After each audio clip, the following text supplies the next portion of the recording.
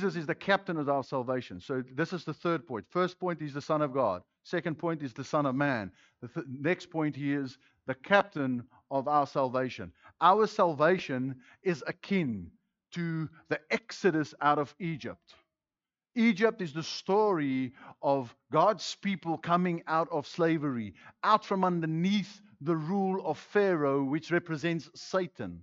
The bondage and the slavery that God wants to set us free, and the process in that. That happened overnight. Overnight. And they ate the lamb, and the plague came, and overnight they left, and they were following Moses. Moses is the captain. Moses represents Christ. They were following him.